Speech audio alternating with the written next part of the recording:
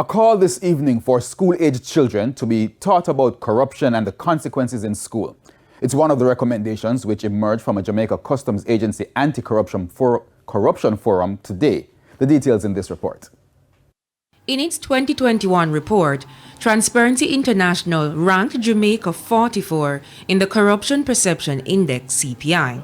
0 on the CPI is considered highly corrupt and 100 is very clean. For decades, Jamaica has struggled to address the matter, prompting suggestions for corruption education to be included in the school curriculum.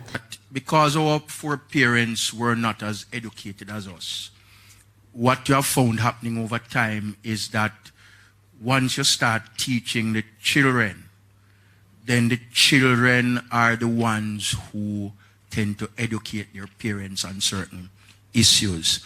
And it's for that reason, Commissioner, and I'm putting you on the spot now, that I rather like the idea of getting the issue of corruption into the school curriculum. I do believe that going to the schools, restoring the whole curriculum on civics and enlightening the students on how the society works and how the various elements of government contribute to that whole mechanism to create the society that we want. But there is a view that educating the youth about corruption should instead begin in the home.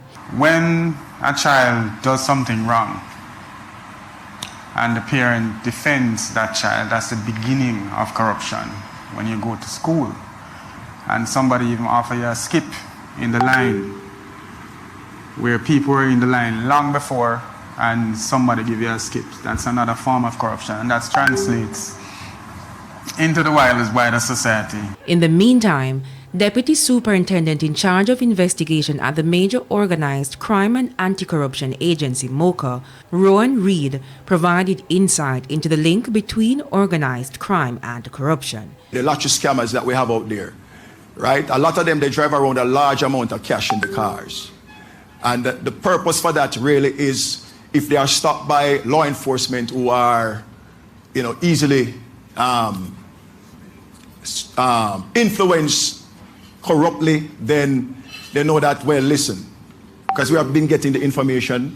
These scammers are driving, they have illegal firearms because they want to protect, one, the monies that they are getting from the illicit activities, two, to protect themselves from other competitors in the criminal activities. And so what you find is that rogue elements from within law enforcement who may stop them and have encounters with them, they will offer the money, the rogue elements will collect the money, even allow them to leave with the illegal firearms. This is things that is coming to us. Yes, and so you see that corruption